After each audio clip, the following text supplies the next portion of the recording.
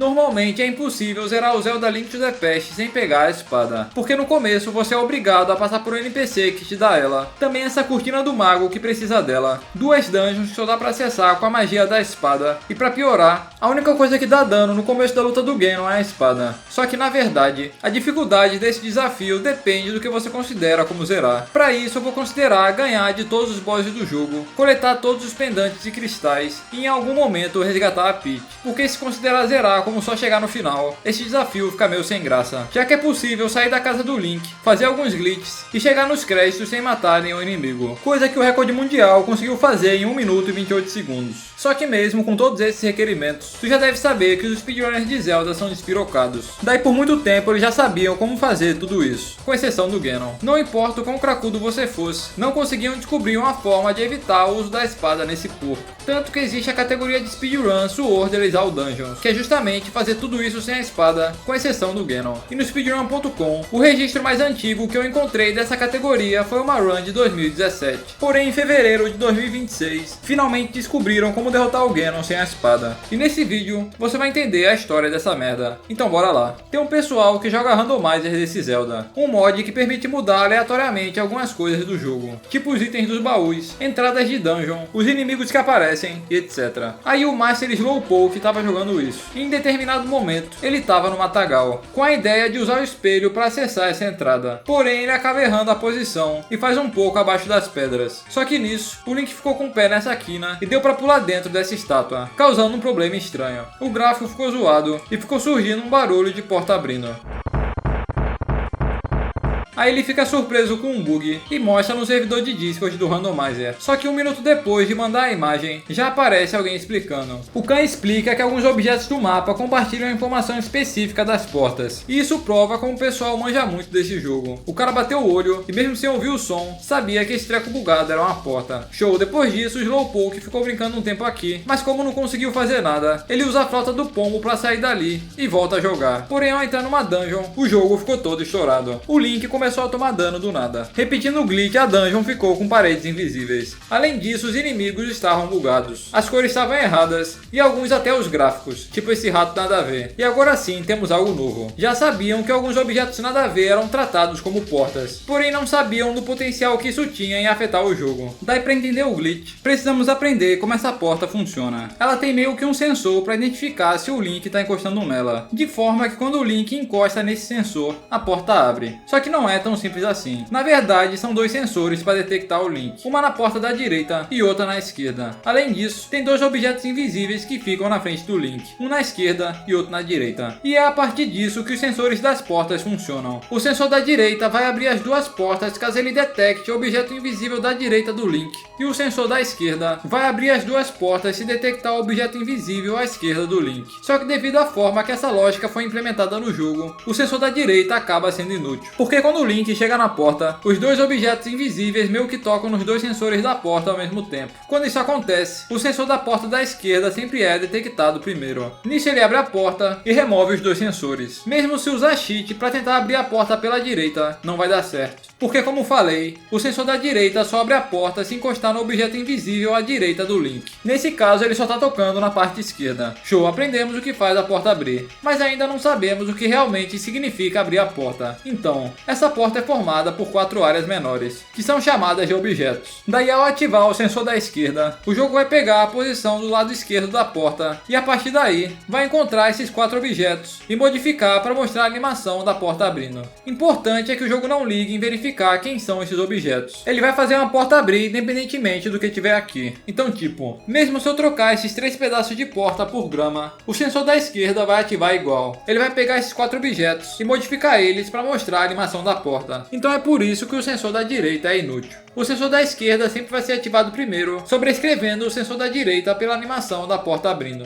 Beleza, agora vamos ver o que acontece se fosse possível abrir a porta pelo sensor da direita. O jogo ia pegar a posição da direita da porta e um passo para a esquerda, e a partir disso pegar esses 4 objetos e fazer a animação acontecer. Só tem um detalhe, isso é mentira. Ao invés do sensor pegar a posição da direita da porta, ir para a esquerda e abrir os 4 objetos aqui, ela pega a posição da porta esquerda, vai mais um passo para a esquerda e cria a animação aqui. Para demonstrar isso, eu vou substituir a parte esquerda da porta por grama, que aí vou forçar a porta a ser aberta pela direita.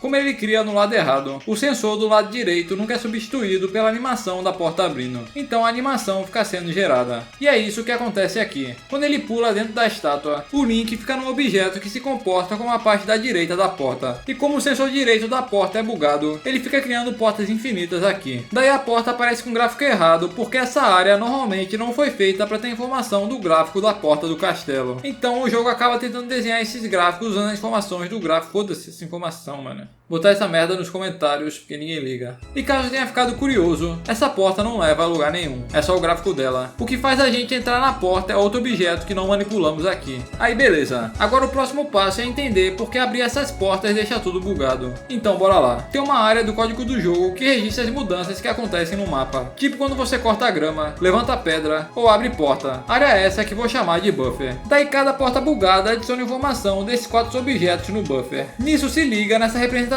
simplificada. Aqui tem a área do código que armazena o buffer. Daí suponha que toda vez que você cria uma porta, o jogo armazena o valor FF no buffer. Então portas vão sendo criadas e ele vai sendo preenchido. Depois de um tempo, o buffer fica completamente cheio de portas. Só que novas portas continuam sendo criadas. Então o jogo acaba colocando informação das portas na área do código que aparece depois do buffer, o que afeta memórias que não tem nada a ver. Esse efeito é algo muito comum em glitches, então vou dar outro exemplo para garantir que você entenda essa merda. Imagina que o código do jogo é armazenado em prateleiras, onde cada espaço tem um valor e um número indicando a posição. Daí essa é a prateleira do buffer. Vamos imaginar que ela é pequena e só tem 4 espaços. Do lado dela tem a prateleira com informação do HP, e mais ao lado outras informações que ninguém se importa. Show, agora para ficar mais fácil, ao invés do Link ficar criando a porta bugada formada por 4 objetos, imagine que ele fique criando essa pedra do Minecraft. Então ele vai lá e cria uma pedra na posição 20 e 40, 20 sendo a posição horizontal e 40 vertical. Então o buffer vai lá e registra a pedra no espaço 1. Aí o Link cria outra pedra, mas como o espaço 1 está ocupado, ela vai no 2. A próxima pedra vai no 3 e a outra na 4.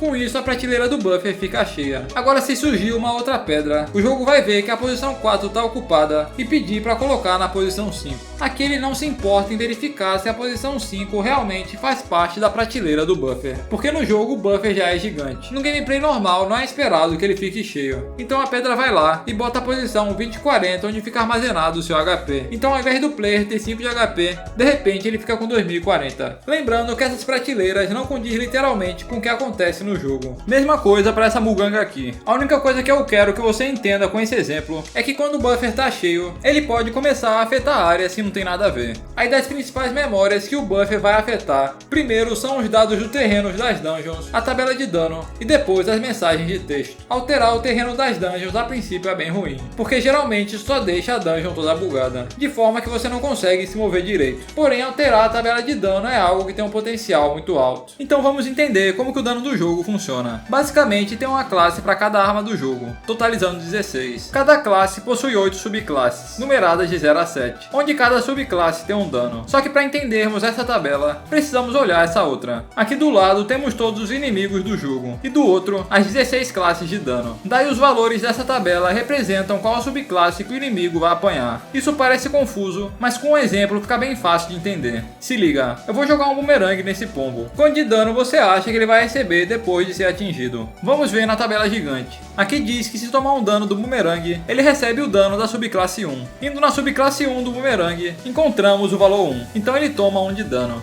E se eu atacar com um gancho, quanto de dano que eu vou dar? Mesma coisa, a gente vai na tabela grande e vê que o dano que o pombo apanha pro gancho é a subclasse 2. Nisso a gente vê a subclasse 2 do gancho. E aqui tem um 40. Porém, como dá pra ver na tabela, esse número tá com um símbolo de dinheiro. Isso significa que é um número no sistema hexadecimal. Então esse 40 na verdade equivale a 64. Então isso que é o tanto que o pombo toma de dano.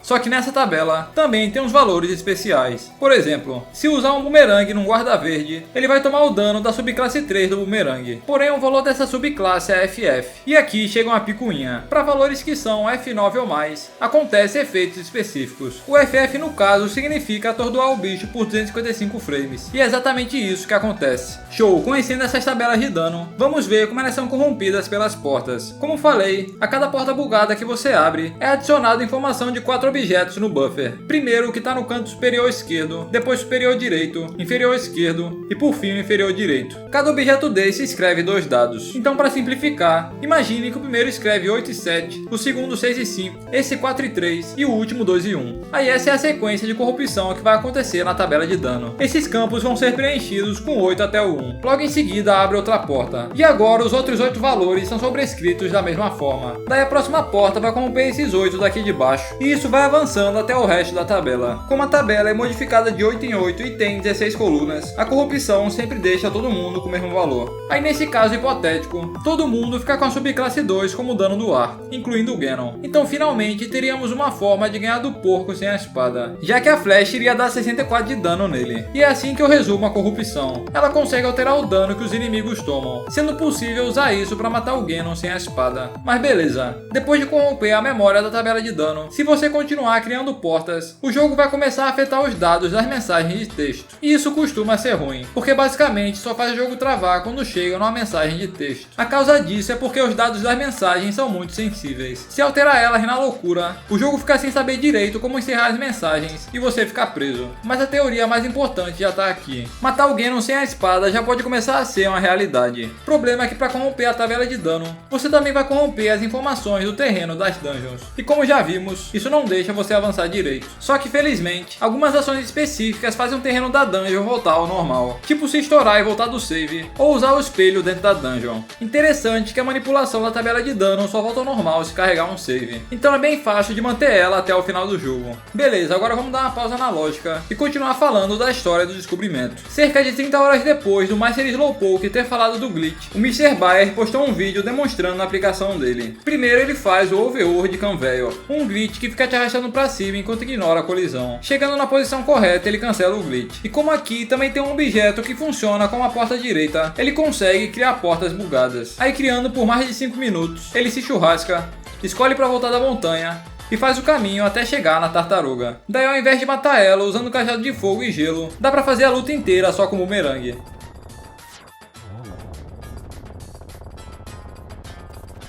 Alguns dias depois, o Vezakite implementou essa estratégia no speedrun. Ele fez um glitch com os ganchos para ser empurrado até essa árvore e ficando cerca de 5 minutos e 47 segundos criando portas bugadas. Ele corrompeu a memória do jogo de forma que o bumerangue começou a matar quase tudo com um hit. Eu falo quase tudo porque tem um inimigo ou outro que tem uma cornice específica que o torna imune ao bumerangue. Mas o Ganon é facilmente churrascado pelo bumerangue. Interessante que o bumerangue ignora boa parte da luta. Normalmente ele fica atacando o garfo, depois roda a bola, quebra o chão e tem uma luta no escuro. Mas aqui ele é estourado antes de quebrar o chão. Mas o cara foi brabo e conseguiu implementar o glitch. Mas qual será que é o limite dessa estratégia? A princípio é algo complicado de mapear, já que existem várias portas bugadas espalhadas pelo jogo inteiro. Além disso, o resultado da corrupção da tabela de dano depende da posição da porta. Além disso, o glitch varia de acordo com seu buffer. Por exemplo, se você quebrar uma grama antes de bugar na árvore, informações dessa grama serão adicionadas no buffer. Isso pode afetar o resultado da corrupção da tabela de dano.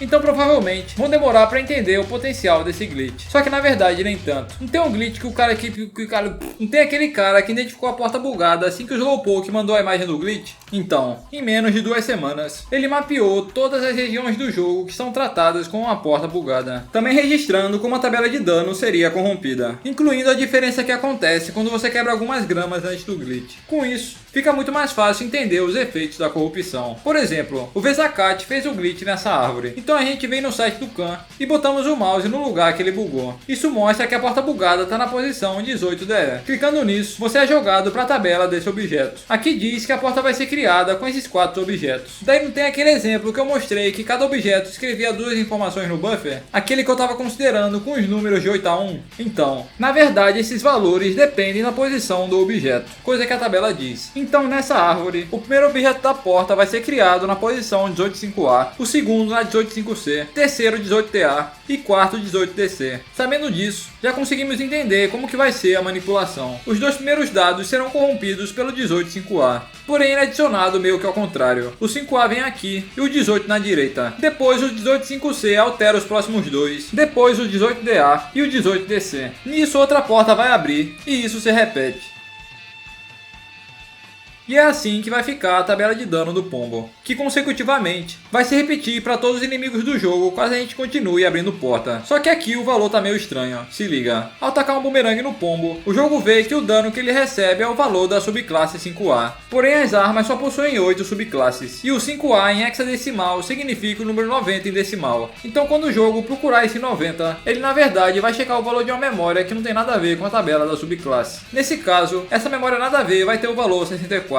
Então o bumerangue dá 64 de dano no pombo, assim como nos outros inimigos do jogo. Até coisa que não foi feita para ser destruída. Mas é aí que tá. Como que eu sei que o valor dessa memória nada a ver é 64? Então, isso mostra na tabela do Khan. Se ficarmos parados nessa árvore, o primeiro objeto vai modificar o valor da espada 1 e do bumerangue, o segundo modifica a espada 2 e 3, terceiro a espada 3 e 4, e o quarto modifica o dano do gancho e flecha. Daí quando a próxima porta abrir, o primeiro objeto modifica esses dois valores, o segundo esses, terceiro esses, e o quarto esses dois. Então olhando essa diagonal, conseguimos ver como é que a tabela de dano vai ficar. O bumerangue vai dar 64 de dano, mesma coisa para a bomba, e o pó vai dar 4. E caso a gente quebre uma grama antes de bugar na árvore, a alteração na tabela de danos será essa diagonal à direita. Se quebrar duas vai ser essa, e se quebrar três, essa outra. Então apesar do glitch ser bastante recente, o fato de existir um pessoal com conhecimento técnico absurdo no jogo faz com que eles já tenham uma boa documentação. Obviamente ainda pode existir coisas novas a respeito do trick, mas pelo menos o esqueleto do bagulho já tem uma documentação interessante. Daí até o momento, esse glitch da porta está sendo chamado de Map 16 Caixa Overflow, ou MCAL, ou MVaca, se for BR. Aí eu só consegui fazer esse vídeo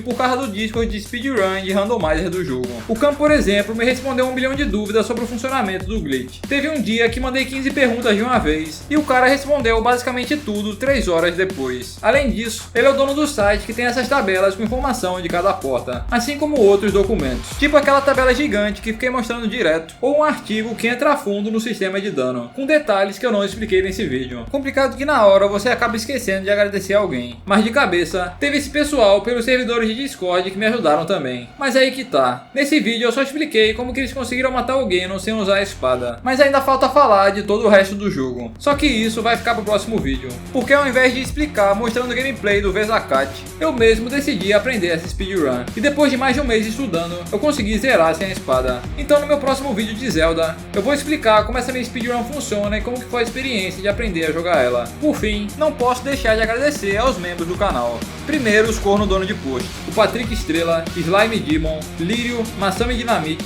Jaime Mendonça e Arthur Lopes. Aí também tem os cornos estagiários. Outro Patrick, o SH0MUSTE3R, o Ripim, Mingas, Levi Mericiano, João, Lanael Vardamir, Gorira e Mr. Thompson. Por fim, os corno baixa renda também.